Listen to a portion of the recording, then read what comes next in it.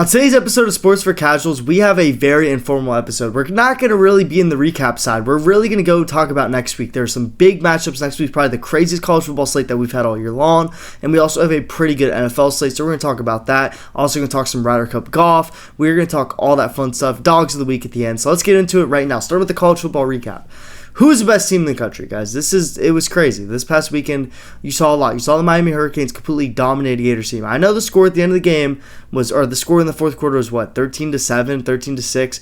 It didn't matter. It didn't even matter because it wasn't close. The Hurricanes held the Gators to 140 yards, I think, and that is the lowest amount of total yards the Gators have had in a game since 1983, if I'm correct. That is ridiculous, and the Gators have some talent, man. I don't know what's going on there in Gainesville, but something needs to be changed because that's unacceptable from a Gators team that has all those resources, all the talent. They have a bunch of talented players. What is going on there? We have no idea, but the Hurricanes got to get credit, man. Miami has to get credit for that performance because their offensive line, defensive line are some of the best in the country. Ruben Bain continues to dominate, and in my opinion, he's been the best college football player this season. I mean, his impact is just crazy. He helps get one-on-ones for other guys like Mesidor, who's absolutely insane. That is just a lethal 1-2 punch. Defensive line's crazy, which really helps out the Miami Hurricanes secondary. But talk about Corey Etherman, man.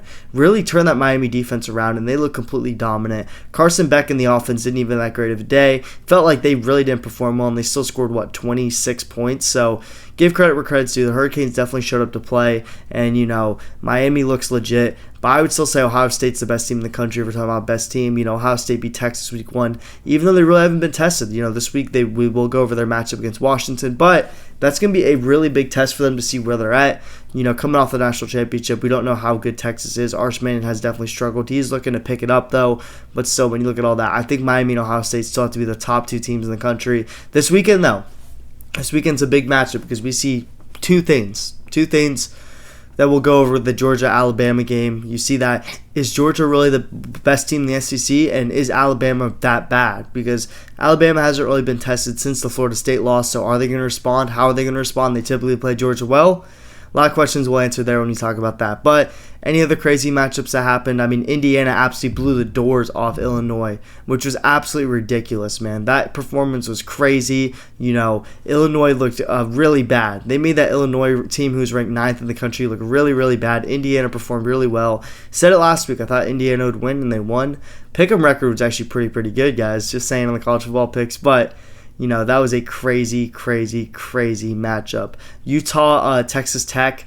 Utah looked very, very bad. Texas Tech, the game was close. The game was definitely close. And then it seemed like the backup quarterback got hurt. When Texas Tech starter got hurt and Will Hammond came in, Will Hammond just completely took over that game for Texas Tech and just put the game away. Credit to them. Texas Tech looks like the team to beat in the Big 12. But enough about last week. If I forgot a big matchup, I'm sorry, but I'm super excited for talk about this week. The present, we have a big slate. I'm a Hurricanes fan, first of all. We're on a bye. I know. It's great.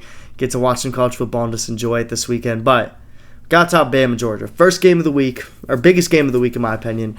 Big SEC matchup. Is Alabama back? Is Alabama coming off that Florida State loss? They looked all right. They beat UML, University of Lafayette, or Louisiana Monroe. My bad. Then they beat Wisconsin, who has not looked very good. So the question is, where does Alabama stand? That question will be answered. They're going into Athens, the longest winning streak in the country Georgia holds.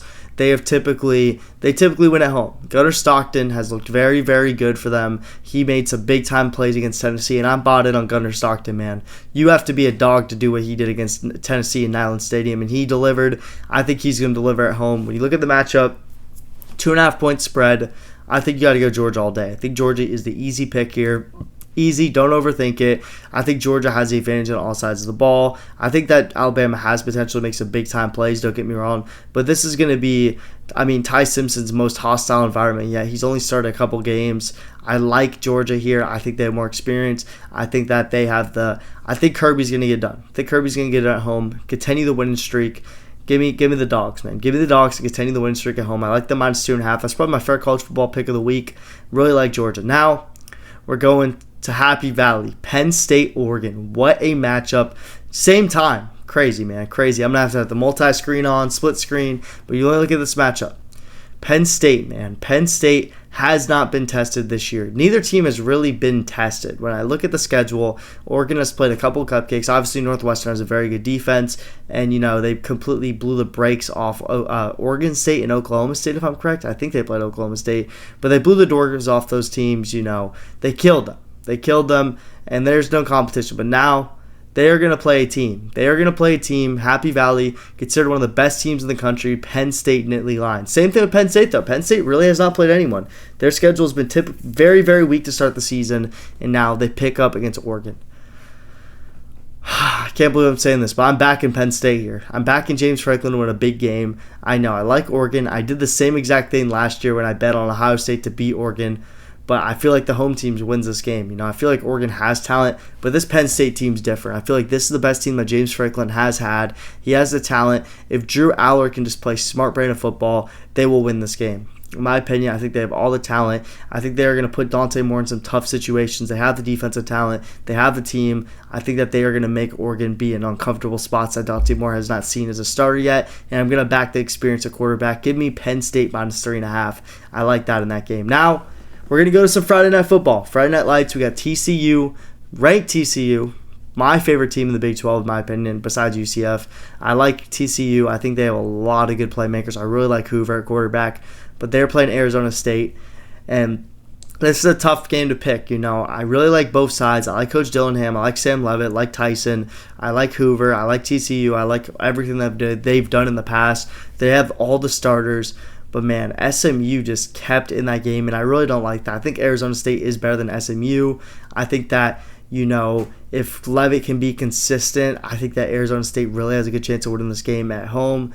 But I got to back Hoover, man. Hoover is definitely the better quarterback in this matchup, or at least this season he's been the better quarterback. He's looked absolutely phenomenal. He's made a ton of big-time plays for them. They have a defense that's solid. I think that this game is going to be a shootout, but I like TCU here. I like the road team. I think that, when you look at it, they are dogs. I'll take the 2.5 points. I think that's good. I like the quarterback. I think they have more experience on the team, less holes, less question marks. Give me TCU. That's my play in that game. Now, we're going to go to Ole Miss LSU, all right, the Lane Kiffin Bowl, Lane Kiffin's daughter bowl. As you guys saw, what's his name, Whit Weeks, whatever his name is, Whit Weeks, I think that's his name, great linebacker, hard launched with Lane Kiffin's daughter, very funny, Of course, this is the week at LSU, Ole Miss, but in this game, I like Ole Miss. I know, it's crazy because LSU, everyone was saying, oh, they're the best team in the country, they beat Clemson, beat Florida, and then now we're starting to realize, all right, Clemson's not that good. Florida's not that good. I mean, they have a good defense, but the offense is definitely So you're looking at that, and you're like, LSU struggled with that team. How good is LSU? I got to back Ole Miss, man. At home, they've looked phenomenal. The offense has no question marks, whereas LSU has a ton of question marks on offense. They've not been able to run the ball well, and the passing game really hasn't got going with Nussmeier. You look at that, and you're like, all right, you got to back Ole Miss. Ole Miss's quarterback is a problem. I don't know his name exactly, but transferred in, was a backup. Austin Simmons goes down, and now this guy's been absolutely phenomenal in 2 games. They absolutely blew out a very good G5 team in Tulane, and now you're looking at this guy and being like, all right, this guy's good. He beat Arkansas. I think he's going to do it again. I think that he is going to beat LSU. LSU has a defense, though. Don't get me wrong. This game, it's really going to be between LSU's defense and Ole Miss's offense, but I think Ole Miss has all the talent in the world at the receiver position. They have a very good quarterback. I think that they will be able to win this game. And I think that, the spread being 1.5 points in favor of Ole Miss is definitely telling something. I think a lot of people are going to back LSU here because of the number, but I really think that Ole Miss throughout the season has performed better than LSU in my opinion. Now, moving on from that, we're going to go to another SEC game, but it's not SEC conference. It's SEC versus Independence, Notre Dame versus Arkansas. On the road, how will Notre Dame respond? This is a do or die for them. They can't afford to lose any games, man. Can't afford, and I don't know, man. I got to take Arkansas plus 3.5 here against Notre Dame. All right, let me explain. Notre Dame's defense is Swiss cheese. They let Purdue score a good amount of points against them. Obviously, the Hurricanes, was able to run the ball really, really well, and, Texas A&M put up 40 on them.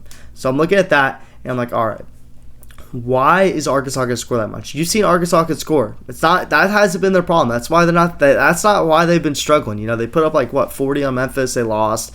Put up 40 on 40 on Ole Miss, they lost. It's the defense. My fair play in this game is the over 64.5, but if I had to pick a side, I'm going to pick Arkansas. I think their offense is good enough to keep them in it at home, SEC environment, Notre Dame on the road. I think that CJ Carr will put up numbers. I think he'll play, and I think that Notre Dame could win outright, but I'm going to take the points here. I don't trust the defense on Notre Dame. I don't really trust Arkansas's defense, but I really don't trust Notre Dame's defense. They've looked absolutely awful through 3 games for them, but I think that, Arkansas, I like the points at home. I like the ability of Taylor Green. He can extend plays. He has some big-time playmakers on the outside. I think that Taylor Green in the offense will be able to keep up with Notre Dame and CJ Carr. I'm playing Arkansas plus 3.5 here. Now.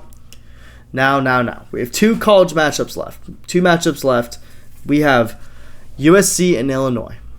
I like USC minus 6.5. Is Illinois really going to get boat raced 2 weeks in a row? I think so. I think they're overrated. And I think that really, in reality, they should have lost to Duke a couple weeks ago. But Duke just didn't perform well. I know. It's cope. But I think that USC has a lot of talent. They have the team that I think that they've been looking for ever since Caleb Williams left. Not really since Caleb Williams left, since Caleb Williams, sophomore year, when they went to the Pac-12 championship. They have that team again. They have a team that has that much ability. Their quarterback is absolutely awesome. If you have not watched him because they play it late, watch their quarterback. He is ridiculous. They have a bunch of talent on their team. They have a bunch of guys. They have great skill positions. Lincoln Riley has been coaching great. I think that this is the year USC might be back. USC, the Trojans might be back here. Lincoln Riley might be back. But I like this. I like this a lot. And I think that, USC is just a better team. Illinois, I think that they have a good squad, but I just don't see that I just don't think that they're up there with USC. And I think that USC will cover 6.5. Now, our last game that we'll be talking about the week. OSU, Ohio State University, and Washington. All right. I'm not too much familiar with Washington. Only watched 1 or 2 Ohio State games. So here's my take on it. From what I've read, researching, Washington has a very good quarterback that can make a ton of plays. And a lot of Ohio State fans are worried. I've seen Ohio State fans be like, this is a trap game. This is a team that can fight. Washington has some very good players, and I believe it. I think Washington has some very good players, and I think that they are going to give OSU a run for their money. But I got to back the Buckeyes, man. The Buckeyes, they have the squad. They have all the talent in the world. They have Caleb Downs, which in my opinion is the best. I think Ruben Baines had the best season, but I think Caleb Downs is going to be the best player in the draft next year, and he's the best skilled player in college football right now. I think Caleb Downs has that. They also have the best offensively skilled player in Jeremiah Smith. They have all these players. They also have Julian Sand, who has a bunch of arm talent, former 5-star. They have guys. They have guys on that team. Don't even get me started on the defense, more of the defense. But Washington's sneaky, man. At home, tough environment, one of the craziest environments in college football. If you haven't had a chance to watch Washington, which I really have not, They have a squad. They have a home field. Ohio State's going to be traveling across the country. That's something to keep in mind. I like Washington plus the points here. I got to back Washington, man. I got to back Washington. I know it sounds crazy, but I'm going to switch up. I really wanted Ohio State at first, but I'm like, Washington plus 8.5. The spread's going down. I think there's value there. I think that Washington will cover. I think they'll keep it close. Potential for a backdoor cover late in the game. But Ohio State has this championship pedigree. I just do not see them losing the game. I know we haven't talked about it much, but we're going to go and talk about a little golf. Ryder Cup weekend, you have the U.S. versus the Europeans. This is going to be a very good matchup. USA is currently favored in minus 145. At home, playing Bethpage Black in New York, Long Island. The Long Islanders are going to be going crazy. I like USA to win this. They have been struggling in Ryder Cups recently, but I think they have the team. I think that it could be priced. I think it should be priced at even money, though. Europe has a squad, pretty much the same team that they won with a couple years ago. So you look at that, but I think that the USA bringing Bryson DeChambeau back is going to be huge because he's a nuisance. Rory McIlroy doesn't like him, obviously. Rory McIlroy is frankly annoyed by him. I think that he's going to get under Rory's skin. They're definitely going to pair them together. It's going to be cinema. If you have not watched it and you're like a casual golf fan, Bryson DeChambeau, if you've seen him on Instagram Reels, you've seen him on YouTube, he is a guy and he can hit the crap out of a driver. But man, he chirps. He is like, he's probably the most exciting golfer, I'd say. He brings, a lot of life to a sport that typically people say doesn't have life. He brings a lot of energy. So Rory McIlroy, who's traditionally more of a calmer, quieter golfer, he gets fired up at times, but Roy McIlroy does not like Bryson DeChambeau because Bryson DeChambeau tries to get under his skin. It's awesome. They are definitely going to be matched up. Hopefully in singles. That'd be very fun. But that we're going to see, man. We're definitely going to see with that. So other key players, obviously Scotty Scheffler, the best player in the world the United States have. But you're British, man. Or not British. Europe has a ton of players. John Rahm, Sepp Straka. You also have Ludwig Aberg, who's a very good player. Terrell Haddon, who's fun. He crashes out all the time. So if you're not really familiar with golf, I encourage you to watch this weekend because the Ryder Cup is going to be a blast. Starting Thursday and then Sunday. Make sure to watch it. It's going to be a very fun weekend. Now, sorry to talk about golf. I had to do it. We're going to talk some NFL recap really quick. Crazy weekend in the NFL. Let me talk about that really quick. We're not really going to recap too much on this episode. Today's more about the future. But, recapping wise, crazy weekend. We had, 3 blocked field goals? 3? Like, come on. To win the game, Jordan Davis returning it to cover the spread too. Crazy. You also have the Bucks. The Bucks getting blocked and then going downfield. Doesn't surprise me. Baker Mayfield is so damn clutch. Then you also have, who else do you have? You also have, there was one more block. It was ridiculous. It was the Cleveland Browns to pull off the biggest upset of the week, to beat the Green Bay Packers, who were the biggest favorite. Definitely surprised me. Packers not very good. Everyone crowned them too early, and the Packers faltered. But it's football. Any given Sunday, they overlooked the Browns. That's what happened. Probably looking forward to the Cowboys on Sunday night, and they got caught in a trap, and that's how it goes, man. Now, overall, some of the big games like the Ravens and the Lions on Monday night. Ravens defense sucks. Ravens defense is pretty bad. I mean, when you look at it like that, allowing 117 points through 3 games is not very good. They got lit up like a Christmas tree against the Bills, and now that happened again to the Lions. Not their best showing, and it's definitely very uncertain. You don't like it. It's early in the season. I know last year they struggled also, but it's definitely not a good sign to start the season like that because these are winnable games. Your team scores 42 points against the Bills, you lose. Your team scores 35 against the Lions or 28 or whatever they score, and you lose. Not very good. Defense has to pick up some slack and help the offense out. There's only so much the offense can do, but Derrick Henry fumbled and definitely killed the momentum for the Ravens. They get a stop, and that's exactly what happens. Hutchinson played a great game. Then you also look at another game in the NFL. Bears-Cowboys. Bears actually looked very good. Caleb Williams actually looked like Caleb Williams, and the Bears come out with a dub. Dolphins-Bills. Dolphins choke when they actually should have had a game they win. As a Dolphins fan, it pained me because, the Dolphins actually had a very good chance. Zach Sealer running into the punt, Tua throwing the pick late in the game. Josh Allen and the Bills are a very good football team. They're not going to make too many mistakes. When you give them second chances like that, it's ball game. The Bills close out the Dolphins. Chiefs barely beating the Giants. They struggled. I don't care what the scoreboard says. The Chiefs do not look very good this season, and now they play a tough Baltimore team on Sunday. That's going to be tough. But now, let's talk about next week. We have a ton of matchups and that we are going to go over really quick. All right, let's talk NFL, man. Sports for casuals. I feel like I do pretty good in the NFL, so let's start. There's a couple of games that we are going to highlight here. Starting with Thursday Night Football, Seattle and Arizona. On the road, I think Seattle will win this game. They're only 1-point favorites. I really like 1 point. I would hop on it now. It's going to go to 2.5, I think. I think Seattle, all the money is going to pour in on them. I think Arizona opened as favorites, but I think Seattle's got majority of the money and the spread and whatnot. All the money's on Seattle, I think.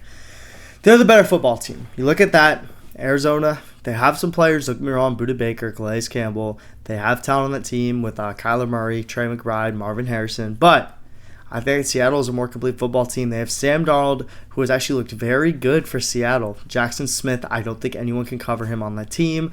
Will Johnson has looked pretty good, but I just don't think they can hang with them. Also, you have Cooper Kupp.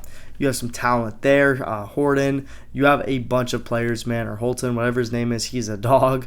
You also have Kenneth Walker, Zach Charbonnet. I think they're better than in every facet of the game. I think their defense is better than the Cardinals' offense. I think that the Cardinals' defense, or I think that the Seattle's offense is better than the Cardinals' defense. I think that they should win this game. I know it's divisional on the road, but I like Seattle here. I think that they get the job done. Arizona has played weaker opponents and struggled. I think Seattle is a step up, and I think that they are going to start the year 3-1. Now, moving on from Thursday Night Football, we're going to go to Ireland.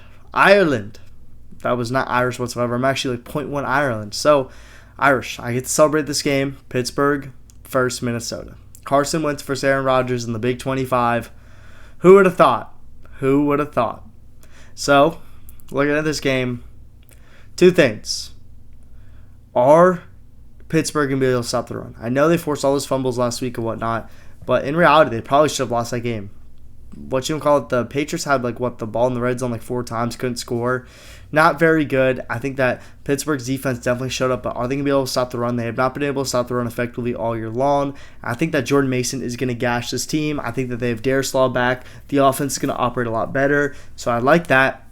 I think that the Vikings will be able to win this game. I also like the Vikings defense versus Aaron Rodgers and this Pittsburgh offense. I think it's very bland. I think that they will be able to put Aaron Rodgers in some tough spots where he has to make some tough decisions, and they'll take advantage of him being 44 years old. I like the Vikings here. That is the play. We were playing Vikings minus 2.5. Now, big game. There's some good games this week, but I think that this is one of the more important games. Colts-Rams. Are the Colts legit? Are the Colts legit, or are they pretenders? Are they pretenders, or are they contenders? We get to see on Sunday. I like the Colts here. I'm going to nuke the Colts. I like it a lot. I'm leaning to the Colts spread because they're getting 3.5 points, but I think Indiana Jones, man, I think he's here. I know the Rams have a tough defense, but I think that Tyler Warren is going to have a damn day, and I think that it's going to be tough for them to stop Jonathan Taylor. I know they stopped Saquon Barkley, but they really focus on Saquon Barkley. I think that that Tyler Warren and Michael Pittman will have days for them. I think that those guys can make some big-time plays, and I think that the Colts have a defense. The Colts have a really tough defense that not a lot of people talk about, but they have a unit, guys. They are able to lock your favorite team up. They have some players. I know they have some injuries in the secondary, but I think that they will be able to keep up with Puka and Devontae Adams. Give me the Colts here. I really like it. I think 3.5 points. I think the Rams do win this game possibly, but I think that 3.5, I could see them covering 3. I see them covering 3.5. I see it happening. Now, moving on to Jacksonville versus the 49ers. I know, it's a random game. You get Trevor Lawrence versus Mac Jones. Mac Jones was there last year, unless Brock Purdy plays this week, which possibly he could. But I'm going to lean with, it's on the road in San Francisco. Give me Jacksonville, baby. Give me Jacksonville outright. I think Jacksonville wins this game outright. I know the offense has definitely sputtered and struggled, to be honest with you, but Trevor Lawrence, I think, has a big-time game here. I think that he shows everyone that he can play some damn ball. Also, you're looking at that, and you're like, you see Jacksonville, and you see that they have the defense. They have a squad on defense. I think that they will be able to give some fits to this 49ers offense, especially with all the injuries. And also, the defense is baiting this team up. Nick Bosa is a huge loss for them. I think that they'll be able to be better running the ball wise. I think that the 49ers will lose this game very close, but I like the Jacksonville Jaguars here. I think the Jags are a very promising team in the AFC South, and they can make some big-time moves this weekend. Now, Bears-Raiders. Caleb Williams. Can he go 2 in a row versus the Raiders here? I think he does. I think the Raiders are very bad. I think the Bears are pretty good. I'm not pretty good, but I think they have a lot of talent here. I think that they will be able to expose some of the Raiders' weaknesses and flaws that Washington took advantage of. I think that the run game is going to have a huge part of that. I think they're going to need some big plays from DeAndre Swift and Kyle Monungai. So I think that the Bears will win this game. I think that the offense will continue to be hot. The offense has scored more points than ever, which is very good for the Bears because last year, if they scored 24 points, they would have won 9 games. So look at that. Caleb Williams is definitely looking a lot better. When people talk about Caleb Williams, they forget he's a second-year quarterback. Give the guy some time. He is a star. I see it. See the vision. So Caleb Williams, I believe in it. I think they beat the Raiders because the Raiders are really bad. I think the Bears are a pretty solid football team. Now, moving on, we're going to the big boy games. Let's get it. 4:25 Eastern Standard Time. We get Ravens Chiefs. One of these teams will start 1-3. Give me the Ravens. I know it's the chalky pick, but I'm taking the Ravens here. I think the Ravens are the better team. I think that the Chiefs, they're not that as good as they once were, man. They don't have the receiver help. I know Worthy's coming back, and the Ravens defense has not looked very good, but I think the Ravens will step up. I think that, they'll make big-time plays. I don't see the Chiefs' defense really stopping Lamar Jackson, this Ravens team. I think they're going to have vengeance in their eye. I think Derrick Henry gashes them. Give me the Ravens to win this game. I think they'll win outright. I think they'll cover 2.5. I like the Ravens here. Now, Sunday Night Football, Packers-Cowboys. Micah Parsons goes back to Dallas, faces his old team. Give me the Cowboys. it just feels Cowboys. This one's not an up here pick. It's a right here pick and a right here pick. I'm pointing at my gut because I feel like the Cowboys are going to hang around in this game. I know they just lost to the Bears pretty bad. Everyone says the Packers are really good. Everyone's take -6.5. I like the Cowboys here. I think that the offense is going to be able to keep it close. I think they'll find some big plays. I think the defense steps up. This is their big game. This is Dallas' Super Bowl, essentially. This is their big game. They don't want to lose this Packers team like they traded Micah to. I think that the offense will be ready. I think that the Packers will be ready in general. So I think the Cowboys will be ready in general. So give me the Cowboys here to make some big-time plays and take down the Packers. Packers have a very good, or not take down, but cover 6.5. I think the Packers win this game, but I see the Cowboys just keeping this game close. Now, last game of the week that we'll be talking about, obviously I'm a Dolphins fan. We got to talk to Fins, baby. Fins versus Jets, Monday Night Football. Weird matchup. Justin Fields will probably be back. Dolphins are going to wear their cool uniforms.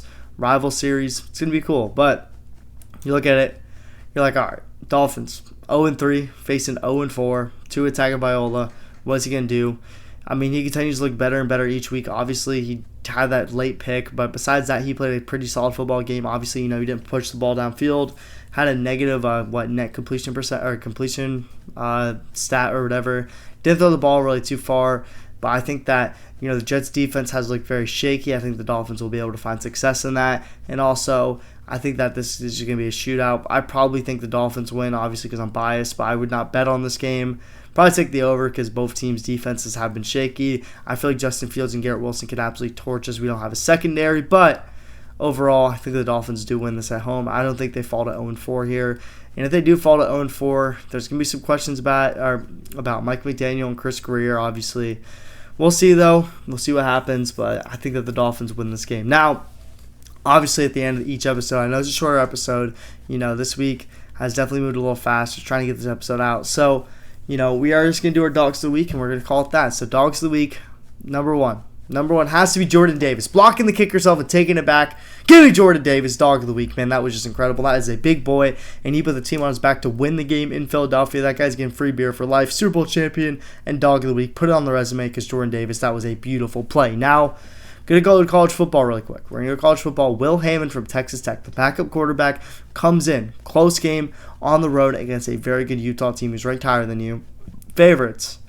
And he puts the team on his back. He leads 4 straight scoring drives in the third and fourth quarter to ice out the game, completely destroy this Utah team, put an exclamation point on this Utah game, and he looked very good doing that. That guy is going to be a stud for years to come. Can't wait to see what he does because he was so much fun. He can move, or so much fun to watch. He can move, he can sling it, he can really do it all, and that guy is a dangerous weapon for Texas Tech. Now, going down to Miami. Gotta go to Miami. We gotta go to Bane, man. Gotta go to Bane. Bane was absolutely ridiculous for the Hurricanes. Once again, he's been probably the best defensive player in college football this season. Best player in college football this season, in my opinion. He has been ridiculous. He's been able to generate pressure almost on every snap, it feels like. Again, another dominant defensive performance by the Miami Hurricanes. They shut down a Florida Gators team with DJ Lagway. They had this team look really, really bad. So you gotta go with Bane, man. He has to be on this list. Now, we have 2 players left. We're going to go with Justin Herbert. Ever since he started dating Massive Beer, he's been moving different, and he's moving different once again. He made some plays in that game. Some plays to win that ball game. I'm talking about incredibly clutch, slinging the ball cross body. He's throwing it into tight spots on third down, making big-time moves, and that's what won them the game. He led that team to a win, and he is continuing to rise on the MVP odds. Justin Herbert could possibly be the MVP this year. Got to be on this list, man, because he played absolutely incredible. Now, our last one is going to be my favorite performance of the week. We are going to go Jonathan Taylor, man. 3 rushing touchdowns, over 100 yards, dominated a Titans team. I know it's the Titans, but they still dominate a team that has a solid defense. I mean, the Titans defense is not a joke. They have Jeff Simmons. They have some players out there, and they dominated them. Put them in the wheelbarrow, dragged them on out. Jonathan Taylor was untouchable. He broke 5 tackles, scored a touchdown. Crazy game from him. Crazy game from the Colts as they are undefeated right now. Got to give credit where credit's due. Jonathan Taylor deserves to be the last Dog of the Week. Now, that is going to wrap up the episode, man. I appreciate the heck out of you guys. Thank you guys for watching. Make sure to follow all my socials. Make sure to like the video and comment any recommendations or feedback, or what do you guys want to see, what do you guys want me to talk about next week. I would appreciate that. Appreciate you guys for clicking on the video, man. I'll see you guys in the next episode.